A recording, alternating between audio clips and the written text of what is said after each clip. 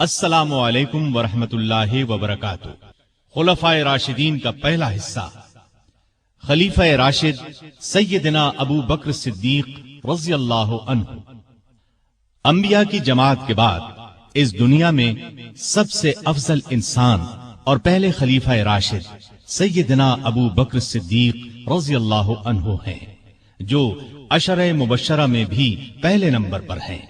ان کے حالات و واقعات انتہائی دلچسپ انداز میں۔ ہمارا دعویٰ ہے کہ سیدھی شروع ہوتے ہی آپ اس میں محو ہو کر رہ جائیں گے۔ جی ہاں، کچھ واقعات ایسے بھی ہوتے ہیں جن میں انسان ڈوب کر رہ جاتا ہے اور ختم ہونے تک ابھرتا نہیں۔ تو آئیے ابتدا کرتے ہیں پہلے خلیفہ راشد، خلیفہ رسول سیدنا ابو بکر صدیق رضی اللہ عنہ سے۔ پیشکش محمد طارق شاہد۔ اللہ تعالیٰ ارشاد فرماتے ہیں، والذین آمنوا باللہ ورسلہ اولئک هم الصدیقون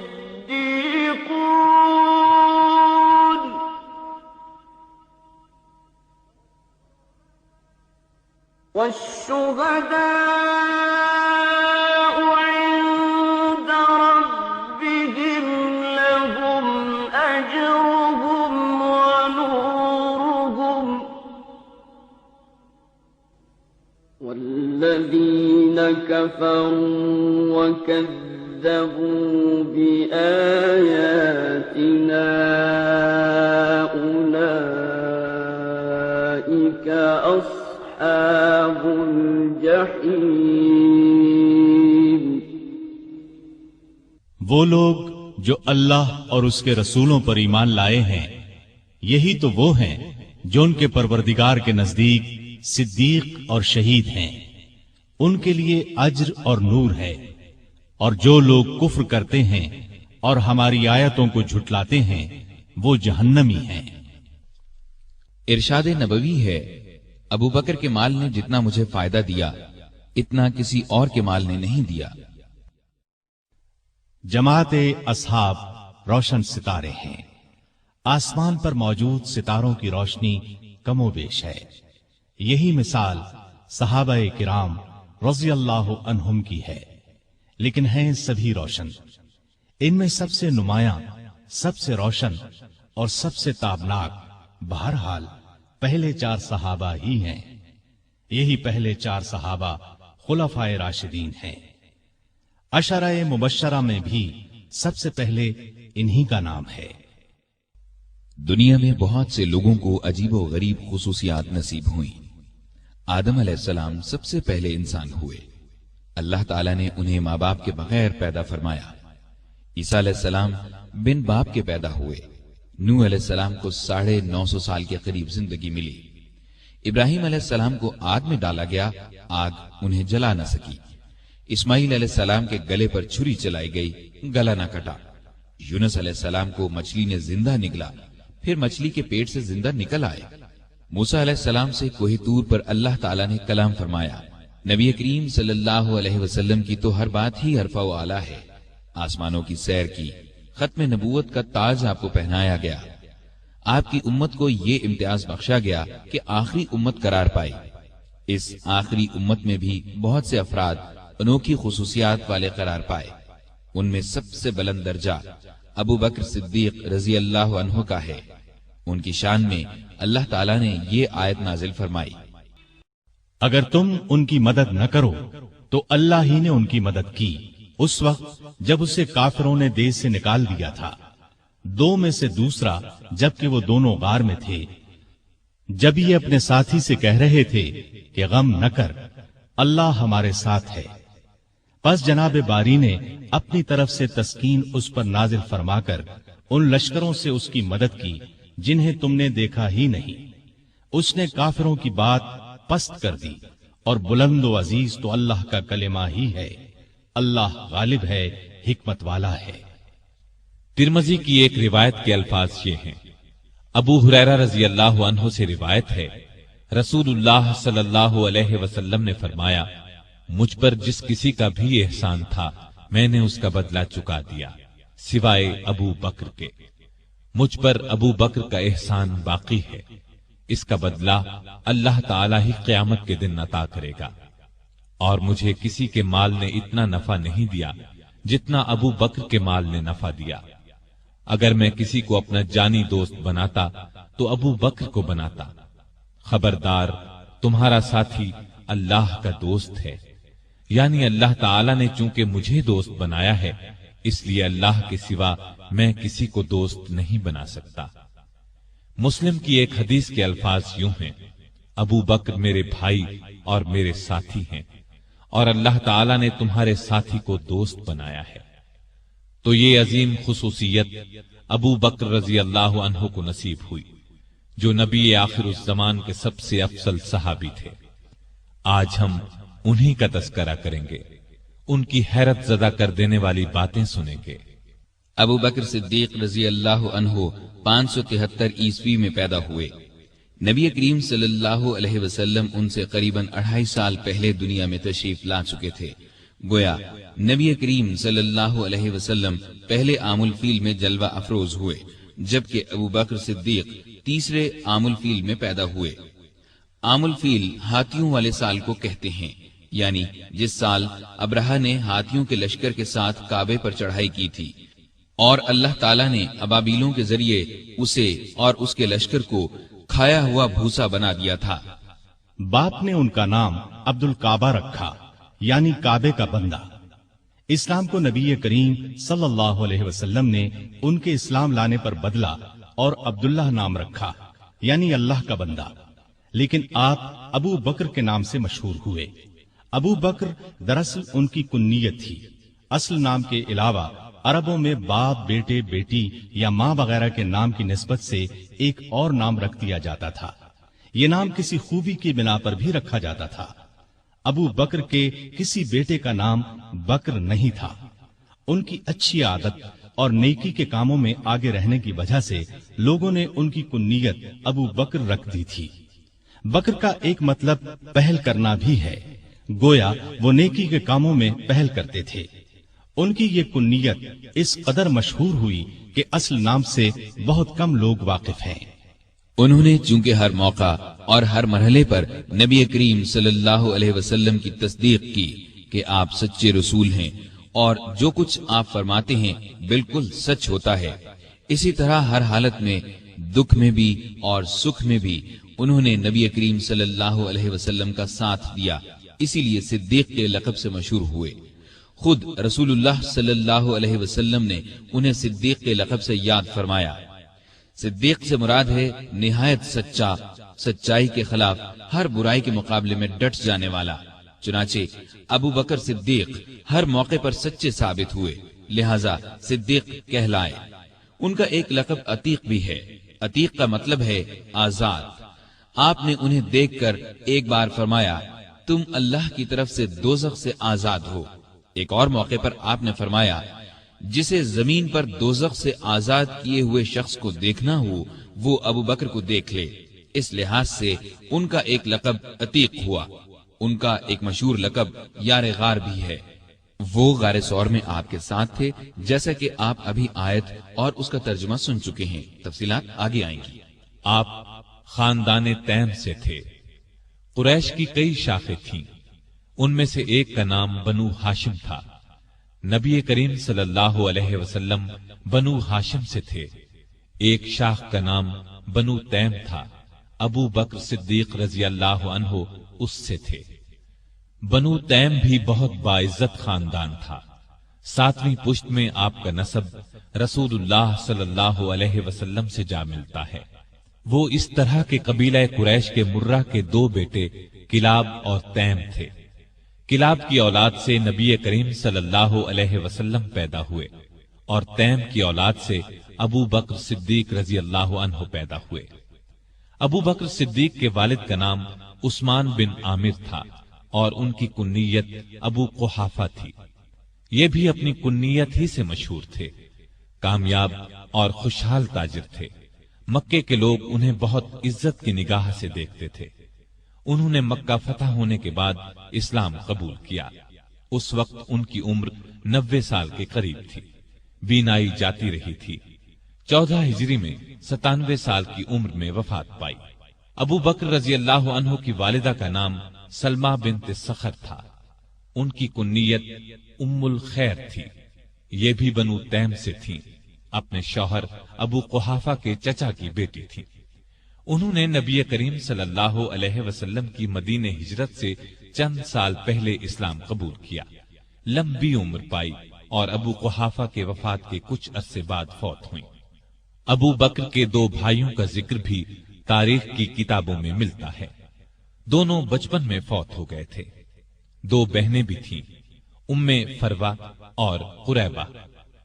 ام فروا کی شادی اشعث بن قیس سے اور قریبہ کی شادی مشہور صحابی قیس بن سعد سے ہوئی تھی۔ ابو بکر صدیق رضی اللہ عنہ پیدا ہوئے تو ہر طرف شرک کی تاریکیاں چھائی ہوئی تھیں۔ لوگ پتھر اور لکڑی کے بتوں کی پوجا کرتے تھے۔ ابو بکر بچپن ہی سے ذہین اور بہت نیک تھے۔ ہوش سنبھالا تو ماں باپ کو بتوں کی پوجا کرتے دیکھا، لیکن کسی نے ابو بکر کو بتوں کی پوجا کرتے نہ دیکھا، نہ کسی نے انہیں مجبور کیا۔ اس وقت عرب میں لکھنے پڑھنے کا رواج نہیں تھا، بہت تھوڑے لوگ لکھنا پڑھنا جانتے تھے۔ ابو بکر پڑھے لکھے لوگوں میں سے تھے، شاید انہوں نے بچپن ہی میں لکھنا پڑھنا سیکھ لیا تھا، لڑنے کا طریقہ اور ہتھیاروں کا استعمال بھی سیکھا تھا، اور تجارت کرنے کے گر بھی سیکھ لیے تھے۔ وہ کبھی نشے والی چیز کے قریب نہیں گئے، نہ کسی برے کام میں کبھی حصہ لیا۔ جوان ہوئے تو خوبیاں اور نکھر گئیں۔ 18 سال کی عمر میں تجارت کا پیشہ اختیار کیا۔ وہ یمن، شام اور عراق وغیرہ جاتے، وہاں سے کپڑا خرید کر لاتے اور فروخت کرتے۔ بہت جلد اپنی سچائی اور دیانت کی وجہ سے دوسرے تاجروں کو پیچھے چھوڑ گئے، دولت مند ہو گئے۔ مکے کے رئیسوں میں ان کا شمار ہونے لگا۔ جتنے دولت مند تھے اتنے ہی سخی، نرم دل اور لوگوں کے ہمدرد تھے۔ بھوکوں کو کھانا کھلاتے، ننگوں کو کپڑے پہناتے، بیواؤں اور یتیموں کی مدد کرتے۔ کسی کو مصیبت میں دیکھتے تو فوراً اس کی مدد کو پہنچتے۔ عام لوگوں کے ساتھ بہت محبت اور شفقت سے پیش آتے، کبھی جھوٹ نہیں بولتے تھے، شراب اور بتوں سے نفرت کرتے تھے۔ اس زمانے میں جو بے شمار دوسری برائیاں پھیلی ہوئی تھیں ان سے بھی دور رہتے تھے۔ عربی زبان کے بہت اچھے عالم تھے، کبھی کبھار شعر بھی کہہ لیتے تھے۔ عرب میں یہ بات بہت خوبی کی سمجھی جاتی تھی۔ قریش کی مختلف شاخوں اور دوسرے قبیلوں کے رسم و رواج اور حسب و نسب کو جاننے والا ان سے بڑھ کر کوئی نہیں تھا۔ قتل کے مقدمات کے فیصلے وہی کرتے تھے۔ نیکی، پرہیزگاری، دیانتداری، نرم مزاجی، ملنساری اور دوسری خوبیوں کی وجہ سے مکے کے سب لوگ ان کی دل سے عزت کرتے تھے۔ کسی معاملے میں کوئی مشکل پیش آ جاتی تو مشورے کے لیے انہی کے پاس آتے تھے۔ عرب کے دوسرے قبیلے بھی ان کی عزت کرتے تھے۔ تجارت کے لیے دوسرے ملکوں کا سفر کرتے تو عرب کے اکثر قبیلوں سے واسطہ پڑتا تھا، وہ سب انہیں ایک معزز اور نیک تاجر خیال کرتے تھے۔ یہی وہ زمانہ تھا جب ان کی دوستی نبی کریم صلی اللہ علیہ وسلم سے ہو گئی، اور یہ دوستی روز بروز گہری ہوتی چلی گئی۔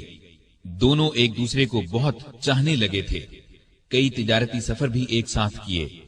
پھر وہ وقت بھی آیا جب رسول اللہ صلی اللہ علیہ وسلم ہر روز صبح و شام ان کے گھر تشریف لے جانے لگے۔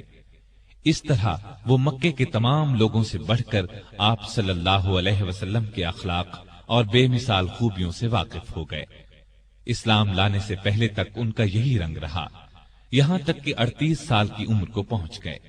اس وقت نبی کریم صلی اللہ علیہ وسلم کی عمر مبارک 40 سال ہو چکی تھی اور آپ 41ویں سال میں قدم رکھ چکے تھے کہ آپ نے نبوت کا اعلان فرمایا۔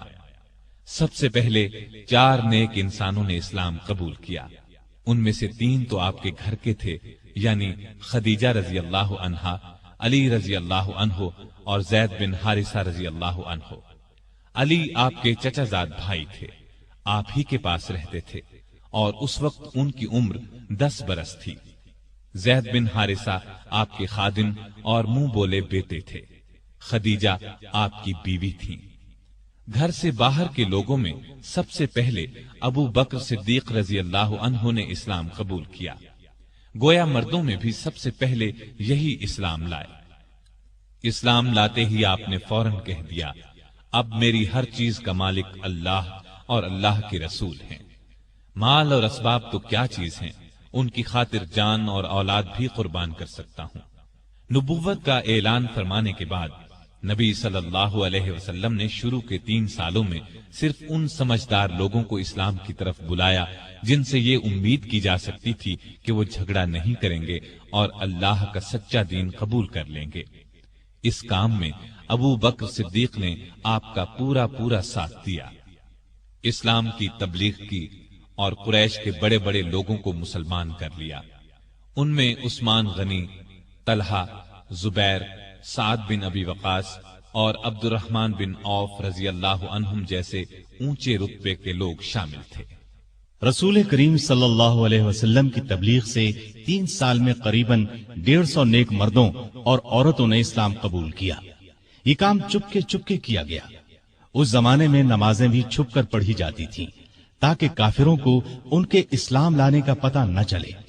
تاہم ایک دن چند کافروں نے مسلمانوں کو نماز پڑھتے دیکھ لیا۔ انہوں نے مسلمانوں کو باپ دادا کا مذہب چھوڑنے پر برا بھلا کہا۔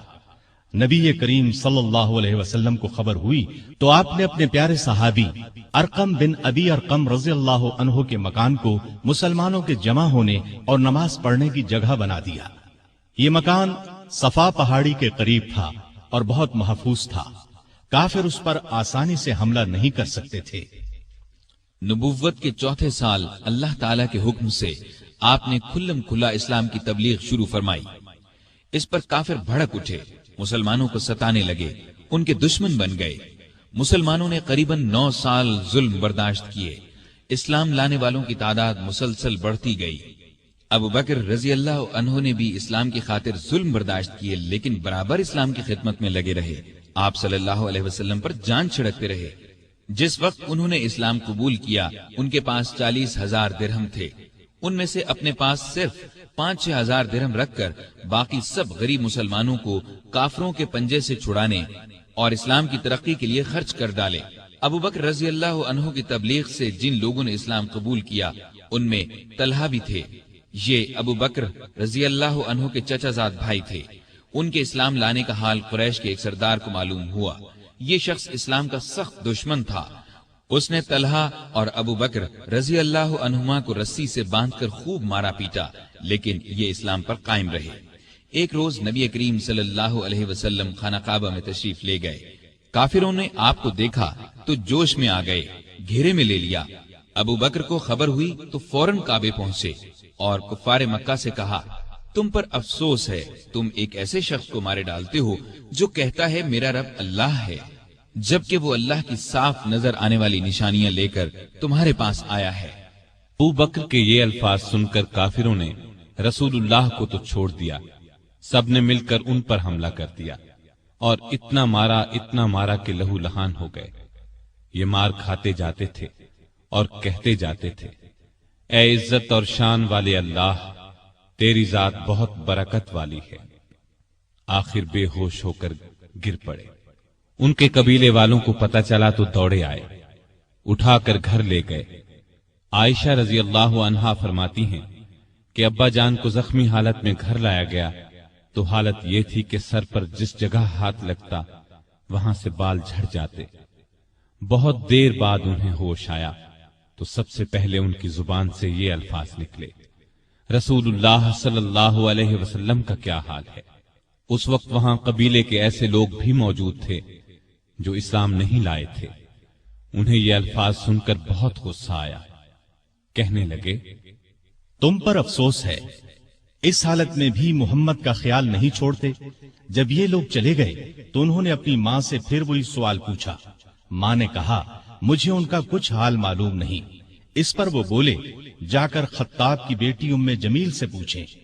ام جمیل کا نام فاطمہ تھا، عمر فاروق رضی اللہ عنہ کی بہن تھی۔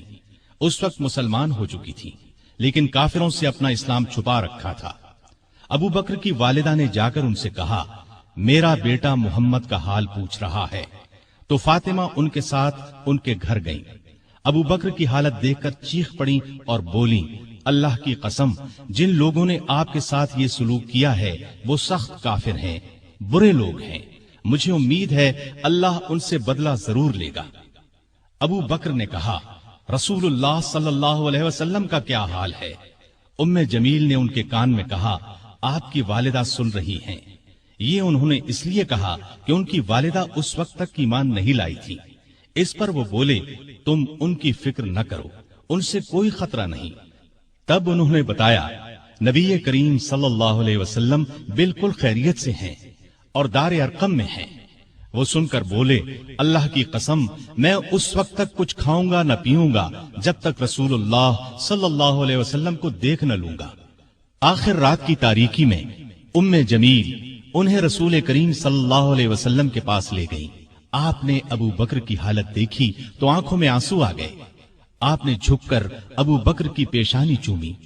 اس موقع پر ابو بکر نے اپنی والدہ کے مسلمان ہونے کی خواہش ظاہر کی۔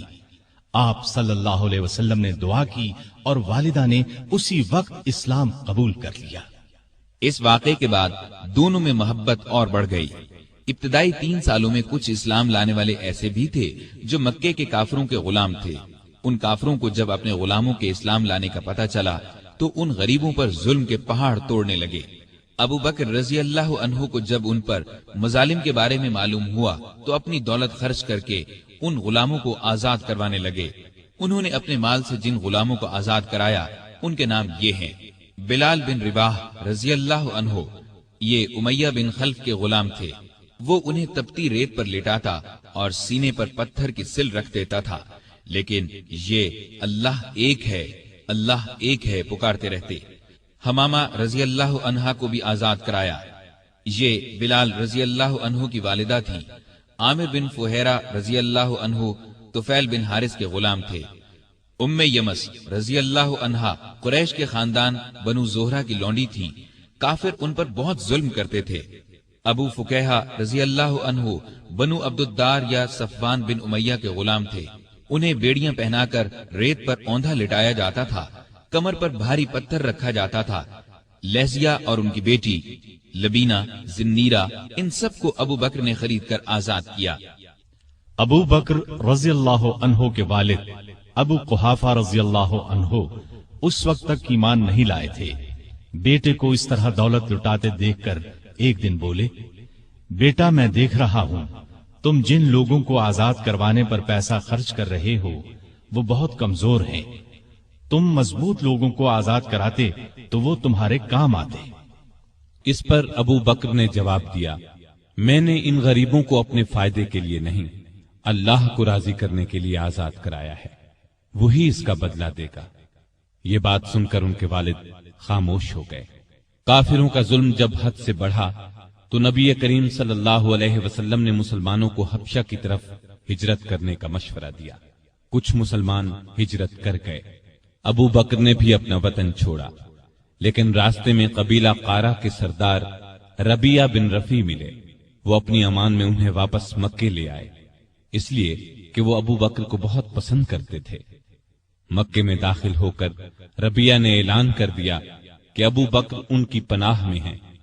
قریش نے اس شرط پر ان کی پناہ منظور کر لی کہ ابو بکر اپنے گھر کے اندر جس طرح چاہیں عبادت کریں، گھر سے باہر نہ کریں، نہ اونچی آواز سے قرآن پڑھیں۔ انہوں نے یہ بات مان لی، لیکن ان کا دل بہت نرم تھا۔ جب گھر میں قرآن پڑھتے تو بے اختیار رونے لگتے۔ ان کے رونے کی آواز سن کر لوگ گھروں سے نکل آتے، راستہ چلتے لوگ رک جاتے اور قرآن سننے لگتے۔ مکے کے کافروں نے جب یہ دیکھا تو ربیہ سے شکایت کی۔ ربیہ نے ان کی شکایت ابو بکر کے آگے رکھی۔ اس پر ابو بکر نے ان کی پناہ واپس کر دی اور فرمایا، میں اپنے اللہ کی پناہ پر راضی ہوں۔ ربیہ نے جا کر کفار سے کہا کہ ابو بکر نے میری پناہ واپس کر دی ہے، اب تم جانو وہ جانے۔ بعد میں یہ ربیہ بن رفیع مسلمان ہو گئے تھے۔ ان کی کنیت ابن داغینہ تھی۔ عرب کے مسلمان بہادروں میں ان کا شمار ہوا۔ اب ابو بکر رضی اللہ عنہ پہلے کی طرح اسلام کی تبلیغ کرنے لگے۔ رسول اللہ صلی اللہ علیہ وسلم کی حمایت میں ہر وقت جان ہتھیلی پر لیے رہتے۔ کافروں نے کئی بار انہیں شدید تکالیف پہنچائی۔ ایک دفعہ نبی کریم صلی اللہ علیہ وسلم خانہ کعبہ میں نماز پڑھ رہے تھے۔ ایک کافر عقبہ بن ابی معیط نے آپ کی گردن مبارک میں چادر ڈال کر بل دینا شروع کیے۔ وہ آپ کا گلا گھونٹنا چاہتا تھا۔ ابو بکر دوڑ کر وہاں پہنچے، عقبہ کو دھکا دے کر ہٹایا اور بولے، تم ایک ایسے شخص کی جان لینا چاہتے ہو جو یہ کہتا ہے میرا رب اللہ ہے۔ اس پر عقبہ اور دوسرے کافروں نے ابو بکر کو مار مار کر ادموا کر ڈالا۔ ایسے اور کئی موقعوں پر نبی کریم صلی اللہ علیہ وسلم کی حفاظت کے لیے سینہ تان کر کھڑے ہو گئے، خود مار کھا لی تاکہ آپ صلی اللہ علیہ وسلم کو تکلیف نہ پہنچے۔ نبوت کے 12ویں سال معراج کا واقعہ پیش آیا۔ صبح کے وقت جب رسول اللہ صلی اللہ علیہ وسلم نے ابو جہل وغیرہ کے سامنے یہ واقعہ بیان فرمایا تو وہ مذاق اڑانے لگے اور ابو بکر کے پاس گئے اور کہا کہ دیکھو تمہارے صاحب کیسی باتیں کر رہے ہیں۔ اس پر انہوں نے جواب دیا، اگر محمد صلی اللہ علیہ وسلم نے یہ باتیں کہی ہیں تو ان کے سچا ہونے میں مجھے ذرہ بھر شک نہیں، کیونکہ سچ کے سوا آپ کی زبان مبارک پر کوئی بات نہیں آتی۔ پھر خود آپ کے پاس آئے اور پوچھا، اے اللہ کے رسول صلی اللہ علیہ وسلم، کیا واقعی آپ نے ایسا فرمایا ہے؟ آپ نے فرمایا ہاں۔ یہ سنتے ہی ابو بکر نے عرض کیا، جو کچھ آپ نے فرمایا میں اس پر ایمان لاتا اور تصدیق کرتا ہوں کہ آپ بالکل سچے ہیں۔ ابو بکر کو صدیق کا لقب اسی لیے ملا کہ انہوں نے اس موقع پر اور دوسرے موقعوں پر بھی ہمیشہ رسول اللہ صلی اللہ علیہ وسلم کی تصدیق کی اور آپ کی نبوت کی گواہی دی۔ پھر جب کافروں نے نبی کریم صلی اللہ علیہ وسلم کو قتل کرنے کا منصوبہ تیار کر لیا تو اللہ تعالیٰ نے آپ کو ہجرت کی اجازت دے دی۔ آپ ابو بکر کے پاس آئے اور انہیں بتایا، مجھے ہجرت کی اجازت مل گئی ہے۔ یہ سن کر ابو بکر نے عرض کیا، میرے ماں باپ آپ پر قربان ہوں، کیا مجھے بھی آپ کے ساتھ چلنے کی اجازت ہے؟ آپ نے فرمایا ہاں۔ یہ سن کر ابو بکر اتنے خوش ہوئے کہ رونے لگے۔ عائشہ رضی اللہ عنہا فرماتی ہیں کہ اس روز مجھے پہلی بار معلوم ہوا کہ کوئی شخص حد سے زیادہ خوشی سے بھی رونے لگتا ہے۔ پھر ابو بکر نے عرض کیا، مجھے اندازہ تھا کہ آپ ہجرت کریں گے، اس لیے میں نے 2 اونٹنیوں کو کھلا پلا کر تیار کر رکھا ہے، ان میں سے ایک آپ لے لیں۔ آپ نے فرمایا لیکن میں قیمت دے کر لوں گا۔ ابو بکر خاموش ہو گئے۔ رات ہوئی تو آپ علی رضی اللہ عنہ کو اپنے بستر پر لٹا کر گھر سے نکلے۔ اللہ تعالیٰ نے کفار کو اس وقت اندھا کر دیا، وہ ننگی تلواریں لیے گھر کو گھیرے کھڑے تھے کہ جو ہی آپ باہر نکلیں گے کام تمام کر دیں گے۔ آپ قرآن مجید کی آیات پڑھتے ہوئے باہر نکل آئے، سیدھے ابو بکر کے گھر پہنچے۔ وہ پہلے ہی تیار بیٹھے تھے۔ رخصت سے پہلے انہوں نے اپنے بیٹے کو ہدایت کی کہ رات کو آ کر خبریں سنانا، ہم فلاں جگہ ٹھہریں گے۔ اپنے خادم عامر بن فہیرہ کو ہدایت دی کہ وہ روزانہ کی طرح بکریاں چرائے اور رات کو ان کا دودھ ہمیں دے جایا کرے۔ پھر ابو بکر گھر میں موجود تمام نقدی ساتھ لے کر نکل پڑے۔ راستے میں ابو بکر کبھی آپ کے آگے ہو جاتے اور کبھی پیچھے۔ آپ صلی اللہ علیہ وسلم نے وجہ پوچھی تو عرض کیا، جب مجھے خطرہ ہوتا ہے کہ آگے سے کوئی دشمن نہ آ جائے تو آپ کے آگے چلنے لگتا ہوں، پیچھے سے کوئی خطرہ محسوس کرتا ہوں تو پیچھے ہو جاتا ہوں۔ اس طرح دونوں غار ثور میں پہنچے۔ یہ مکے کے جنوب مشرق میں قریباً 5 کلومیٹر پر ہے۔ راستے میں زمین پتھریلی ہونے کی وجہ سے دونوں کے پاؤں زخمی ہو گئے۔ ابو بکر رضی اللہ عنہ آپ کی تکلیف برداشت نہ کر سکے۔ آپ صلی اللہ علیہ وسلم کو بمشکل اپنے ساتھ لے کر غار ثور جو بہت بلندی پر تھا پہنچے۔ پہلے ابو بکر اندر داخل ہوئے، غار کو صاف کیا، غار میں جو سوراخ نظر آئے ان کو اپنی چادر پھاڑ کر بند کیا۔ غار میں 2 سوراخ باقی بچ رہے جن کے لیے چادر نہیں بچی تھی۔ ابو بکر رضی اللہ عنہ نے ان دونوں پر اپنے پاؤں رکھ دیے۔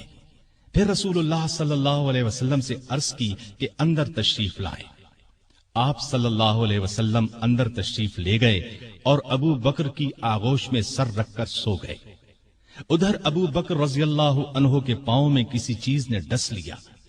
ابو بکر نے بڑے صبر سے تکلیف برداشت کی، لیکن ہلے نہیں کہ کہیں آپ کی آنکھ نہ کھل جائے۔ لیکن جب تکلیف حد سے بڑھی تو ان کے آنسو رسول اللہ صلی اللہ علیہ وسلم کے چہرے پر ٹپک گئے۔ آپ کی آنکھ کھل گئی۔ آپ نے فرمایا، ابو بکر تمہیں کیا ہوا؟ عرض کی، میرے ماں باپ آپ پر قربان، مجھے کسی چیز نے ڈس لیا ہے۔ رسول اللہ صلی اللہ علیہ وسلم نے اس پر اپنا لعاب دہن لگا دیا۔ زہر کا اثر فوراً دور ہو گیا اور تکلیف جاتی رہی۔ یہاں دونوں حضرات نے 3 راتیں چھپ کر گزاری۔ تلاش کرنے والے اس دوران میں غار ثور تک پہنچ گئے۔ ابو بکر کی نظر ان پر پڑی تو گھبرائے اور کہا، اے اللہ کے نبی، اگر ان میں سے کوئی شخص محض اپنی نگاہ نیچی کر دے تو ہمیں دیکھ لے گا۔ نبی کریم صلی اللہ علیہ وسلم نے فرمایا، ابو بکر، ایسے 2 آدمیوں کے بارے میں تمہارا کیا خیال ہے جن کا تیسرا اللہ ہے؟ إذ هما في الغار إذ يقول لصاحبه لا تحزن إن الله معنا فأنزل الله سكينته عليه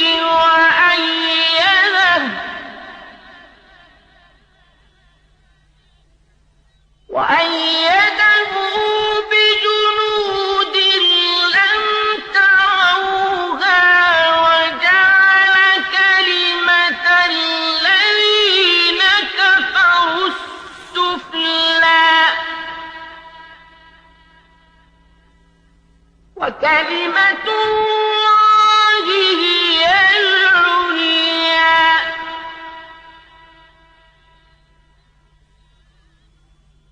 واللہ عزیز حکیم۔ اس وقت اللہ نے کافروں کی آنکھوں پر پردہ ڈال دیا، وہ غار کے اندر نہ دیکھ سکے۔ آپ نے 3 راتیں اور 3 دن غار میں قیام فرمایا۔ عامر بن فہیرہ دودھ پہنچاتے رہے، آپ کی بیٹی اسما رات کو کھانا پہنچاتی رہی، اور عبداللہ رضی اللہ عنہ دن بھر کی خبریں بھی سناتے رہے۔ گویا ابو بکر کا گھرانہ خدمت میں لگا رہا۔ تیسری رات غار سے روانہ ہوئے، عامر ساتھ چلے۔ عبداللہ اریقت نامی ایک شخص کو اجرت پر راستہ دکھانے کے لیے ساتھ لے لیا۔ اس طرح یہ آگے چلے۔ ادھر مکے کے کافر آپ کی تلاش میں نکلے، کیونکہ گھر میں انہیں علی رضی اللہ عنہ ملے تھے۔ پہلے وہ ابو بکر رضی اللہ عنہ کے گھر پہنچے، وہ وہاں نہ ملے تو کافروں نے اعلان کیا، جو شخص محمد یا ابو بکر کو پکڑ کر لائے گا اسے ہر ایک کے بدلے 100 اونٹ انعام میں دیے جائیں گے۔ قبیلہ بنو مدلج کا سردار سراقہ یہ اعلان سن کر ہتھیار لگا کر آپ کی تلاش میں گھوڑے پر روانہ ہوا۔ یہ بڑے ڈیل ڈول کا اور بہادر شخص تھا۔ تلاش کرتے کرتے ان حضرات کے نزدیک پہنچ گیا، لیکن گھوڑے نے ٹھوکر کھائی، زمین پر گرا، دوبارہ سیدھا ہوا، پھر گرا۔ ادھر ابو بکر مڑ مڑ کر اس کی طرف دیکھ رہے تھے۔ بولے، اے اللہ کے رسول، ہمارا پیچھا کرنے والا بہت قریب آ گیا ہے۔ اس پر نبی کریم صلی اللہ علیہ وسلم نے فرمایا، لا تحزن ان اللہ معنا، غم نہ کر، اللہ ہمارے ساتھ ہے۔ اس کے ساتھ ہی سراقہ کا گھوڑا زمین میں دھنس گیا۔ یہ دیکھ کر وہ پکارا، مجھے معاف کر دیجئے، میں آپ کو کوئی تکلیف نہیں پہنچاؤں گا۔ آپ نے دعا کی، گھوڑا نکل آیا، سراقہ نزدیک آیا، کافروں کے اعلان کے بارے میں بتایا۔ آپ نے اسے جانے کی اجازت دے دی اور اس سے کہا، ہمارے بارے میں کسی کو نہ بتانا۔ وہ لوٹ گیا اور آپ اپنے ساتھی کے ساتھ آگے روانہ ہوئے۔ ادھر یثرب یعنی مدینہ کے لوگوں کو اطلاع مل چکی تھی، وہ آپ کا بے چینی سے انتظار کر رہے تھے۔ آپ 8 دن تک سفر کے بعد قباء کے قریب پہنچے۔ قباء مدینے سے 4 کلومیٹر کے فاصلے پر جنوب مغرب میں ایک گاؤں تھا۔ لوگوں کو آپ کی آمد کی خبر ملی تو اللہ اکبر کے نعرے لگاتے امٹ پڑے۔ ادھر رسول کریم صلی اللہ علیہ وسلم اور ابو بکر رضی اللہ عنہ سواری سے اتر کر ایک درخت کے نیچے بیٹھ گئے تھے۔ لوگ ابو بکر کو سلام کرتے رہے۔ اس لیے کہ ان کے سر اور داڑھی کے بال سفید ہو گئے تھے۔ لوگ انہیں اللہ کا رسول سمجھے۔ نبی صلی اللہ علیہ وسلم پر دھوپ آئی تو ابو بکر نے آپ پر کپڑا تان کر سایہ کیا۔ تب لوگوں کو معلوم ہوا کہ اللہ کے رسول تو یہ ہیں۔ آپ صلی اللہ علیہ وسلم نے قباء میں مسجد بنوائی۔ چند دن ٹھہرنے کے بعد وہاں سے مدینے کی طرف روانہ ہوئے۔ ابو بکر اب بھی ساتھ تھے۔ مدینے میں آپ اور ابو بکر ابو ایوب انصاری کے ہاں قیام فرما ہوئے۔ اب آپ نے مدینے میں مسجد بنانے کا ارادہ فرمایا۔ مسجد کے لیے جو زمین خریدی گئی اس کی قیمت ابو بکر نے ادا کی۔ تمام مسلمانوں نے بڑھ چڑھ کر مسجد کی تعمیر میں حصہ لیا۔ ابو بکر بھی کسی سے پیچھے نہ رہے۔ پھر ابو بکر نے اپنے گھر کے باقی افراد کو بھی مکے سے مدینے بلا لیا، لیکن والد اور ایک بھائی نے ابھی اسلام قبول نہیں کیا تھا، وہ مکے ہی میں ٹھہرے رہے۔ ابو بکر رضی اللہ عنہ کی والدہ بھی بوڑھے شوہر کی وجہ سے وہیں رکی رہی۔ مدینے میں آپ نے اپنا کام یعنی کپڑے کی تجارت پھر سے شروع کر دی، لیکن زیادہ وقت نبی کریم صلی اللہ علیہ وسلم کی خدمت میں بسر کرنے لگے۔ آپ ہر جگہ رسول اللہ صلی اللہ علیہ وسلم کے ساتھ جاتے۔ ابو بکر صدیق رضی اللہ عنہ نے ہر طرح کے جہاد میں حصہ لیا، دین کی خاطر ہر قسم کی سختیاں برداشت کی، اپنا مال اللہ کے راستے میں بے دریغ خرچ کیا، جان کی بازی لگا کر اللہ اور اس کے رسول صلی اللہ علیہ وسلم کے دشمنوں سے لڑے۔ آپ غزوہ بدر میں شریک ہوئے۔ اس لڑائی سے پہلے آپ نے پرجوش انداز میں مسلمانوں سے کہا، ہم آخری دم تک لڑیں گے۔ میدان جنگ میں نبی کریم صلی اللہ علیہ وسلم بہت دیر تک دعا کرتے رہے تو ابو بکر کا دل بھر آیا اور انہوں نے یہ الفاظ کہے، اے اللہ کے رسول، اب بس کیجئے، آپ بہت دعا مانگ چکے، اللہ آپ سے کیا ہوا وعدہ ضرور پورا فرمائے گا۔ لڑائی کے دوران جو کافر آپ صلی اللہ علیہ وسلم کی طرف بڑھتا، ابو بکر فوراً اس پر حملہ آور ہوتے۔ ابو بکر کے بیٹے عبد الرحمن ابھی مسلمان نہیں ہوئے تھے، کافروں کے لشکر میں موجود تھے۔ کچھ عرصے بعد وہ اسلام لے آئے۔ اس وقت انہوں نے بتایا، ابا جان، بدر کی لڑائی میں آپ میری تلوار کے زد میں آئے تھے، لیکن میں نے وار نہیں کیا تھا۔ یہ سن کر ابو بکر نے فرمایا، لیکن اگر تم میری تلوار کی زد میں آ جاتے تو میں تمہیں ہرگز نہ چھوڑتا۔ اس کے بعد احد کی لڑائی ہوئی۔ اس لڑائی میں مسلمانوں کے ایک دستے کی غلطی کی وجہ سے مسلمانوں کے پاؤں اکھڑ گئے۔ اس وقت کافر چاروں طرف سے آپ صلی اللہ علیہ وسلم پر ٹوٹ پڑے۔ اس وقت جن چند جانثاروں نے آپ کے ساتھ دشمن کا مقابلہ کیا، ان میں سے ایک ابو بکر رضی اللہ عنہ بھی تھے۔ خندق کی لڑائی میں ابو بکر فوج کا ایک دستہ لے کر خندق کے ایک حصے کی حفاظت کرتے رہے۔ بعد میں اس جگہ مسجد بنائی گئی جو مسجد صدیق کے نام سے مشہور ہوئی۔ بیعت رضوان کے موقع پر صلح کی چند شرائط مسلمانوں کو پسند نہ آئیں تو وہ ابو بکر کے پاس آئے اور اپنا خیال ظاہر کیا۔ ابو بکر نے ان سے فرمایا، آپ اللہ کے رسول ہیں، جس طرح اللہ حکم دیتا ہے اسی طرح کرتے ہیں، اللہ ان کی مدد کرے گا، تم ان کی اطاعت کرتے رہو، اللہ کی قسم وہ حق پر ہیں۔ خیبر کی لڑائی میں بھی ابو بکر رضی اللہ عنہ ساتھ تھے۔ فتح مکہ کے موقع پر بھی ابو بکر ساتھ تھے۔ قریش میں اب مقابلے کی تاب نہیں تھی۔ آپ صلی اللہ علیہ وسلم نے انہیں معاف کر دیا۔ ابو بکر اپنے والد ابو قحافہ کو آپ کی خدمت میں لائے۔ وہ بہت بوڑھے ہو چکے تھے، بینائی بھی زائل ہو چکی تھی۔ ابو بکر نے خواہش ظاہر کی کہ وہ مسلمان ہو جائیں۔ آپ صلی اللہ علیہ وسلم نے ان کے سینے پر ہاتھ پھیرا اور فرمایا، اسلام لے آئیے۔ انہوں نے اسی وقت کلمہ پڑھ لیا۔ غزوہ حنین کے موقع پر جب قبیلہ حوازن نے زبردست تیر اندازی کی تو مسلمانوں کی صفیں ٹوٹ گئیں۔ اس وقت جو صحابہ ثابت قدم رہے ان میں ابو بکر بھی تھے۔ غزوہ طائف میں ابو بکر کے بیٹے عبداللہ کو ایک تیر لگا، وہ زخمی ہو گئے۔ چند دن میں زخم ٹھیک ہو گیا لیکن پھر خراب ہو گیا اور وہ اسی زخم کی وجہ سے فوت ہوئے۔ تبوک کی لڑائی کے موقع پر لشکر کے لیے ہتھیاروں اور سواریوں کی بہت ضرورت تھی۔ آپ نے مسلمانوں سے فرمایا، دل کھول کر مال اور سامان دیں۔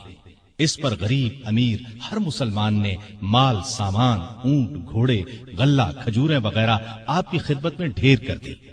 ابو بکر اپنے گھر کا تمام سامان اور ہر چیز لے آئے۔ نبی کریم صلی اللہ علیہ وسلم نے پوچھا، ابو بکر بال بچوں کے لیے کیا چھوڑا؟ انہوں نے عرض کیا، ان کے لیے اللہ اور اللہ کا رسول کافی ہیں۔ لڑائی میں آپ صلی اللہ علیہ وسلم نے ساری فوج کا انتظام ابو بکر رضی اللہ عنہ کے سپرد کیا۔ فوج کا بڑا جھنڈا بھی انہی کو دیا۔ تبوک مدینے سے 686 کلومیٹر دور ہے۔ مسلمان تکلیفیں اٹھاتے وہاں پہنچے۔ تبوک سے واپسی کے بعد حج کے دن قریب آئے تو آپ صلی اللہ علیہ وسلم نے ابو بکر کو امیر حج مقرر فرمایا۔ انہوں نے لوگوں کو حج کرایا۔ ہجرت کے 10ویں سال رسول کریم صلی اللہ علیہ وسلم خود حج کے لیے مکہ تشریف لے گئے۔ ابو بکر رضی اللہ عنہ اور ہزارہا مسلمان آپ کے ساتھ تھے۔ آپ کا سامان ابو بکر کی اونٹنی پر لادا گیا۔ 11 ہجری میں آپ نے ایک لشکر شام بھیجنے کے لیے تیار کیا۔ اس لشکر کا سردار آپ نے اپنے ایک پیارے نوجوان اسامہ بن زید رضی اللہ عنہ کو مقرر فرمایا۔ اس لشکر کو بھیجنے کا مقصد یہ تھا کہ روم کے بادشاہ سے موتا کی لڑائی کا بدلہ لیا جائے۔ موتا کی لڑائی 8 ہجری میں ہوئی تھی اور اس میں رومی عیسائیوں کے ہاتھوں نبی کریم صلی اللہ علیہ وسلم کے 12 پیارے صحابہ شہید ہو گئے تھے۔ ان میں اسامہ رضی اللہ عنہ کے والد زید بھی تھے۔ اس لشکر میں ابو بکر رضی اللہ عنہ بھی شریک تھے۔ انہوں نے اس بات کی پرواہ تک نہیں کی کہ ان کا سپہ سالار 18-19 سال کی عمر کا ایک نوجوان ہے۔ دراصل وہ اللہ کے سپاہی تھے اور جو بات اللہ کے رسول صلی اللہ علیہ وسلم کو پسند تھی وہی انہیں بھی پسند تھی۔ حج سے واپسی پر نبی صلی اللہ علیہ وسلم نے مسلمانوں کو یہ خطبہ دیا، اللہ نے اپنے ایک بندے کو اختیار دیا کہ چاہے تو دنیا کی نعمتوں کو قبول کر لے اور چاہے تو اللہ کے پاس جا کر ان نعمتوں کو قبول کرے جو وہاں ملنے والی ہیں۔ تو اس بندے نے اللہ کے پاس جا کر ملنے والی نعمتوں کو قبول کیا ہے۔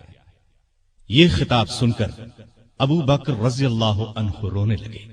وہ سمجھ گئے کہ یہ آپ صلی اللہ علیہ وسلم نے اپنے بارے میں فرمایا ہے۔ ہجرت کے 11ویں سال رسول کریم صلی اللہ علیہ وسلم کے مرض میں اضافہ ہو گیا تو آپ نے ابو بکر کو نماز پڑھانے کا حکم فرمایا۔ ابو بکر نمازیں پڑھانے لگے۔ اس دوران میں ایک صبح آپ کو افاقہ محسوس ہوا تو آپ سہارا لے کر مسجد میں تشریف لے آئے۔ ابو بکر نے پیچھے ہٹنا چاہا تو آپ نے اشارے سے فرمایا اپنی جگہ پر رہو۔ پھر آپ نے ان کے ساتھ بیٹھ کر نماز ادا کی۔ ہجرت کے 11ویں سال 12 ربیع الاول بروز پیر آپ صلی اللہ علیہ وسلم نے رحلت فرمائی۔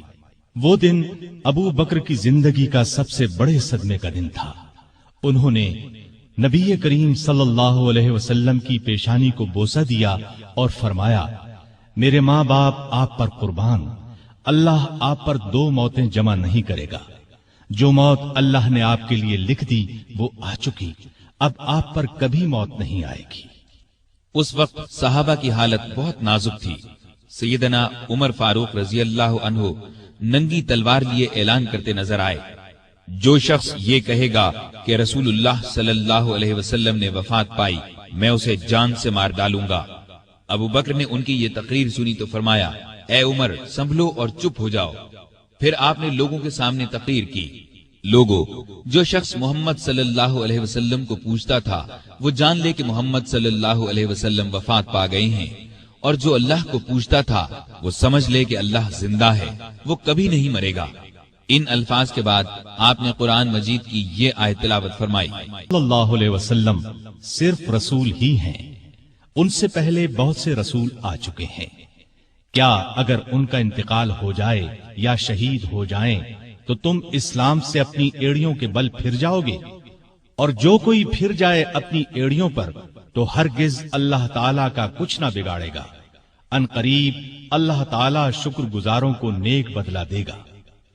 ابو بکر رضی اللہ عنہ کی تقریر سن کر لوگوں کو یقین آ گیا کہ رسول اللہ صلی اللہ علیہ وسلم واقعی ان سے جدا ہو چکے ہیں۔ آپ کی وفات کے بعد مسلمانوں نے متفقہ طور پر جناب ابو بکر صدیق کو خلیفہ چن لیا۔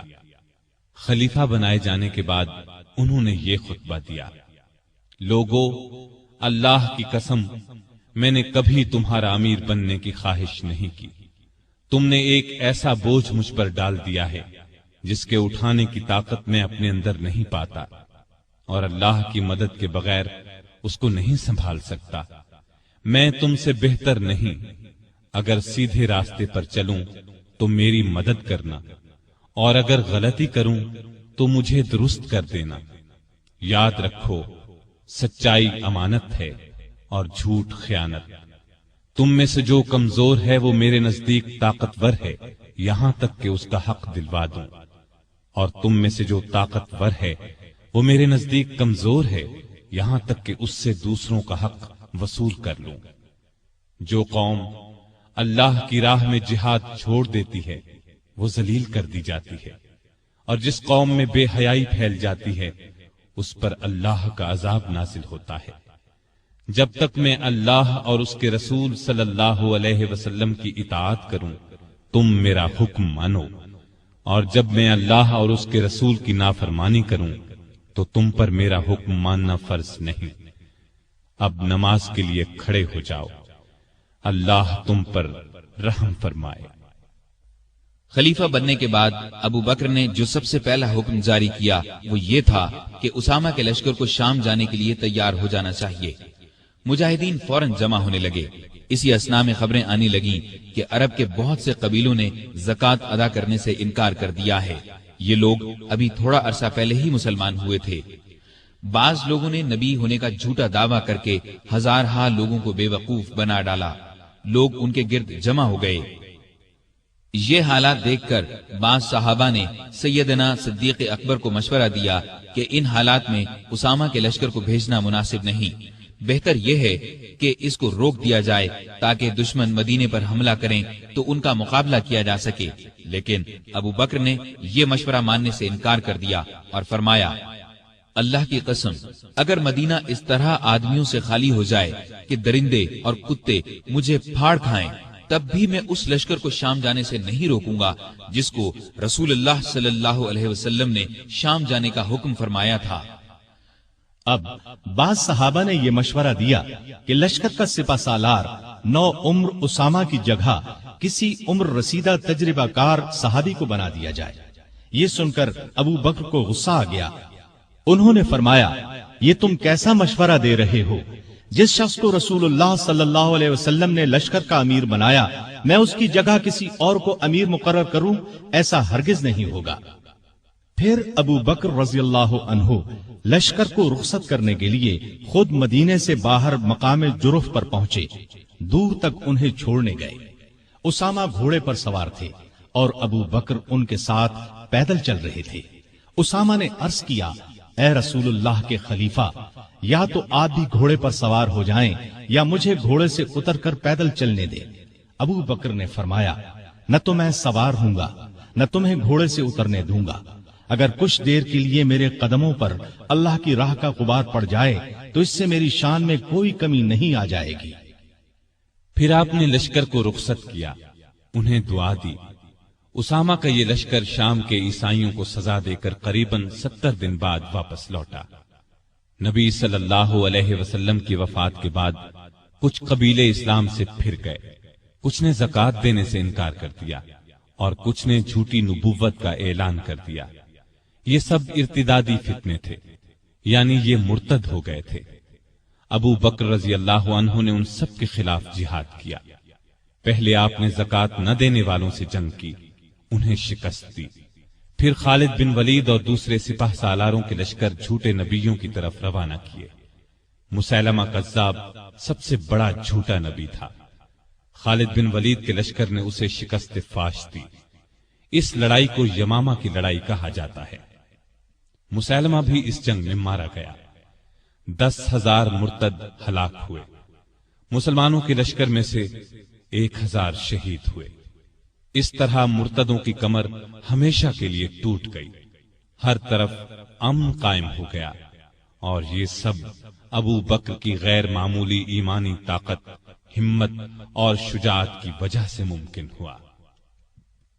اس کے بعد آپ کا ایک خاص کارنامہ یہ ہے کہ آپ نے قرآن کو ایک جگہ جمع کروایا، کیونکہ اس وقت قرآن مجید مختلف جگہوں پر لکھا ہوا تھا۔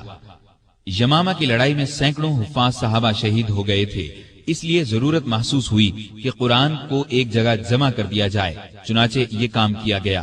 اس کے بعد ابو بکر روم اور ایران کی طرف متوجہ ہوئے۔ روم اور ایران اس وقت دنیا کی دو بڑی سلطنتیں تھیں۔ روم والے عیسائی تھے اور ایران کے لوگ مجوسی یعنی آگ کو پوجتے تھے۔ دونوں ہی مسلمانوں کے دشمن تھے۔ نبی کریم صلی اللہ علیہ وسلم نے اپنی زندگی مبارک میں آس پاس کے ملکوں کے بادشاہوں کے نام اسلام کے پیغامات ارسال فرمائے تھے۔ ایک خط ایران کے بادشاہ خسرو پرویز کو بھی بھیجا گیا تھا۔ اس نے آپ کا خط پھاڑ دیا تھا۔ آپ نے یہ خبر سن کر فرمایا تھا، اللہ اس کے ملک کے ٹکڑے ٹکڑے کرے۔ پھر خسرو پرویز کے بیٹے نے اسے قتل کر ڈالا۔ اس کے بعد ایرانی آپس میں لڑنے لگے۔ ایسے میں ابو بکر رضی اللہ عنہ خلیفہ بن گئے تو انہوں نے خالد بن ولید کو سپہ سالار بنا کر ایران کی طرف روانہ کیا۔ خالد بن ولید رضی اللہ عنہ کی ایرانیوں سے 15 کے قریب لڑائیاں ہوئیں۔ ان سب میں اللہ نے انہیں فتح عطا کی۔ اس کے بعد روم کی باری آئی۔ روم کی طرف 4 لشکر روانہ کیے۔ ان کے سپہ سالار ابو عبیدہ بن جراح، یزید بن ابی سفیان، شرحبیل بن حسنہ اور عمر بن عاص مقرر فرمائے۔ ان چاروں لشکروں میں 27,000 کے قریب مجاہدین تھے۔ یہ چاروں مختلف راستوں سے شام پر حملہ آور ہوئے۔ ساتھ ہی ابو بکر نے خالد بن ولید کو حکم بھیجا کہ وہ بھی ان لشکروں کی مدد کے لیے پہنچے۔ خالد بن ولید شام کے اسلامی لشکر سے آ ملے اور کمان اپنے ہاتھ میں لے لی۔ ادھر رومیوں کا بڑا لشکر اجنادین کے مقام پر جمع ہوا۔ خالد بن ولید نے ان کا رخ کیا اور انہیں بہت بڑی شکست دی۔ اجنادین سے شکست کھا کر رومی یرموک میں جمع ہوئے۔ یہاں بھی زبردست جنگ ہوئی۔ یہ لڑائیاں ابھی جاری تھیں کہ سیدنا ابو بکر رضی اللہ عنہ بیمار ہو گئے۔ پہلے انہیں تیز بخار ہوا، سخت کمزوری کی وجہ سے مسجد میں نہ آ سکے۔ سیدنا عمر رضی اللہ عنہ کو نمازیں پڑھانے کا حکم دیا۔ جب حالت اور بگڑی تو وصیت فرمائی، میرے بعد خلیفہ عمر ہوں گے۔ یہ وصیت سن کر بعض صحابہ نے عرض کی، عمر کے مزاج میں سختی ہے۔ تو ابو بکر نے فرمایا، جب خلافت کا بوجھ سر پر پڑے گا تو یہ سختی جاتی رہے گی۔ وہ امت کے بہترین آدمی ہیں۔ بیماری کے دنوں میں ایک دن پوچھا، خلیفہ بننے سے اب تک بیت المال سے مجھے کتنا وظیفہ ملا ہے؟ حساب کیا گیا تو 8,000 کے قریب درہم بنے۔ آپ نے فرمایا، میری فلاں زمین بیچ کر یہ رقم بیت المال میں جمع کی جائے۔ پھر آپ نے فرمایا، جب سے میں خلیفہ ہوا ہوں میری جائیداد کتنی بڑھی ہے؟ لوگوں نے کہا کہ ایک حبشی غلام ہے جو بچوں کو کھلاتا ہے، مسلمانوں کی تلواروں کو صاف کرتا ہے اور چمکاتا ہے، ایک اونٹنی ہے جس پر پانی لاتا ہے، اور ایک معمولی سی پرانی چادر ہے۔ یہ سن کر فرمایا، میرے مرنے کے بعد یہ سب چیزیں نئے خلیفہ عمر کے پاس پہنچا دی جائیں۔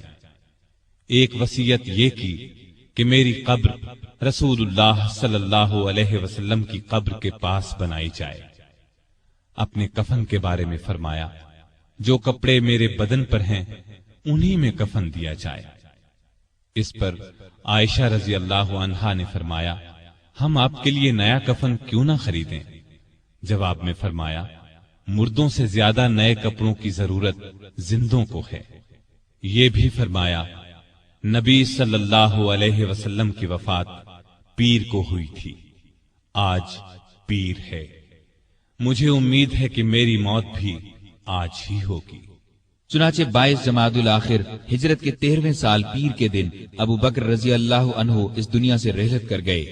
کفن دفن ان کی وصیت کے مطابق ہوا۔ وفات کے وقت عمر 63 سال تھی۔ خلافت کی مدت 2 سال 3 ماہ 11 دن ہے۔ خلیفہ بننے سے پہلے کپڑے کی تجارت کرتے تھے۔ جس روز خلیفہ بنائے گئے اس سے اگلے روز کپڑے کے تھان کندھے پر رکھ کر بازار کی طرف نکلے۔ عمر نے دیکھا تو عرض کی، اگر آپ تجارت کرتے رہے تو مسلمانوں کے کام کون سر انجام دے گا؟ اس طرح مسلمانوں کے مشورے سے آپ کا وظیفہ مقرر ہوا۔ یہ اتنا تھا جتنا ایک عام آدمی کا خرچ ہوتا ہے۔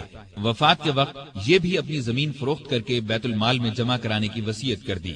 اس وصیت کے مطابق جب یہ رقم بیت المال میں جمع کرانے کے لیے سیدنا عمر فاروق کی خدمت میں لائی گئی تو عمر رو پڑے۔ آپ کی شکل نورانی، قد درمیانہ، جسم دبلا پتلا، رنگ گورا تھا۔ لباس بہت سادہ پہنتے، عبادت کا بہت شوق تھا، دن کو روزہ رکھتے، رات کو قیام کرتے، تلاوت کے وقت اتنا روتے کہ داڑھی تر ہو جاتی۔ قرآن اور حدیث کے بہت بڑے عالم تھے۔ آپ سے مروی 42 احادیث ہیں۔ لکھنا پڑھنا بھی جانتے تھے۔ مختلف اوقات میں 5 شادیاں کی، 3 بیٹے اور 3 بیٹیاں تھیں۔ ان کے نام یہ ہیں: عبداللہ، عبد الرحمن، محمد، اسما، عائشہ اور ام کلثوم رضی اللہ عنہم۔ گھر والوں سے بہت محبت کرتے تھے، لیکن سب سے زیادہ نبی کریم صلی اللہ علیہ وسلم سے محبت کرتے تھے۔ اس محبت کا الفاظ میں بیان ناممکن ہے۔ ہر وقت اپنی جان نبی کریم صلی اللہ علیہ وسلم پر قربان کرنے کے لیے تیار رہتے تھے۔ آپ صلی اللہ علیہ وسلم بھی ہر وقت انہیں اپنے ساتھ رکھتے، کوئی بات ان سے چھپا کر نہیں رکھتے تھے۔ آپ صلی اللہ علیہ وسلم کی خدمت میں صحابہ جڑ کر بیٹھتے تھے، لیکن ابو بکر کے لیے جگہ چھوڑ دی جاتی تھی۔ جب وہ اپنی جگہ پر آ کر بیٹھتے تو آپ ان کی طرف رخ کر لیتے تھے۔ آپ صلی اللہ علیہ وسلم فرمایا کرتے تھے: ابو بکر تمام لوگوں میں مجھے سب سے زیادہ پیارے ہیں۔ آپ صلی اللہ علیہ وسلم نے کئی بار انہیں جنت کی بشارت دی۔ ایک مرتبہ فرمایا: ابو بکر حوض کوثر پر میرے ساتھ ہوں گے۔ ایک مرتبہ نبی کریم صلی اللہ علیہ وسلم نے 10 صحابہ کے نام لے کر فرمایا کہ یہ جنتی ہیں۔ ان میں پہلا نام ابو بکر صدیق کا لیا۔ ابو بکر صدیق غریبوں اور محتاجوں کی بہت مدد کرتے تھے۔ اللہ کے راستے میں خرچ کرنے میں سب کو پیچھے چھوڑ دیتے تھے۔ اللہ کا خوف اس قدر تھا کہ حساب کے دن کا خیال آنے پر کانپ جاتے تھے۔ فرمایا کرتے تھے: کاش میں ایک تنکا ہوتا، کسی کو کوئی بات کہہ دیتے تو فوراً اس سے معافی مانگ لیتے۔ لوگوں کو سلام کرنے میں پہل کرتے تھے۔ پرہیزگاری تو حد درجے کی تھی۔ ایک دن آپ کا غلام کھانے کی کوئی چیز لایا، آپ نے اس میں سے کچھ کھا لیا، لیکن کھانے کے بعد غلام نے آپ سے پوچھا: آپ کو معلوم ہے کہ آپ نے جو کھایا ہے وہ کیا ہے؟ آپ نے فرمایا: بتلاؤ یہ کہاں سے آیا ہے؟ اس نے بتایا کہ زمانہ جاہلیت میں ایک شخص نے مجھ سے کچھ منتر پڑھوایا تھا، یہ اس کی اجرت ہے۔ یہ سن کر ابو بکر نے اپنا ہاتھ منہ میں ڈالا اور جو کچھ پیٹ میں گیا تھا قے کے ذریعے سب کچھ باہر نکال دیا۔ مزاج میں بہت عاجزی تھی۔ خلیفہ بننے سے پہلے محلے والوں کی بکریوں کا دودھ دو دیتے تھے۔ خلیفہ بننے کے بعد بھی یہ معمول نہ چھوڑا۔ لوگوں کو بہت اچھی اچھی نصیحتیں کرتے رہتے تھے۔ فرماتے ہیں: مصیبت کی جڑ انسان کی گفتگو ہے۔ عقل مند کی پہچان یہ ہے کہ وہ زیادہ باتیں نہیں کرتے۔ سچائی امانت اور جھوٹ بددیانتی ہے۔ کسی مسلمان کو حقیر نہ جانو۔ جس قوم میں بری باتیں عام ہو جائیں تو اللہ اس کو مصیبت میں ڈال دیتا ہے۔ ہر اچھے کام کے ثواب کا ایک اندازہ ہے، لیکن صبر کا ثواب بے اندازہ ہے۔ گناہ سے توبہ کرنا ضروری ہے، لیکن گناہ سے بچنا اس سے بھی زیادہ ضروری ہے۔ اس دن پر رو جو تیری عمر سے گزر گیا اور تو نے اس میں کوئی نیکی نہیں کی۔ اللہ تعالیٰ اس وقت تک نفلی عبادت قبول نہیں کرتا جب تک کہ تم فرض ادا نہ کرو۔ جو قوم جہاد کو چھوڑ دیتی ہے اللہ اس کو ذلیل کر دیتا ہے۔ مظلوم کی بد دعا سے بچو، کیونکہ اللہ اس کو فوراً سن لیتا ہے۔ علم بغیر عمل کے بیکار ہے۔ بروں کے پاس بیٹھنے سے اکیلے بیٹھ رہنا بہت اچھا ہے۔ دوائیں کھا کھا کر صحت مند نہیں بنا جا سکتا۔ جس پر نصیحت اثر نہ کرے اس کا دل ایمان سے خالی ہے۔ مسکین اور محتاج کو عاجزی اور ادب سے خیرات دو، اس لیے کہ خوشی سے خیرات دینا اس کے قبول ہونے کی نشانی ہے۔ اللہ سے شرم کرو۔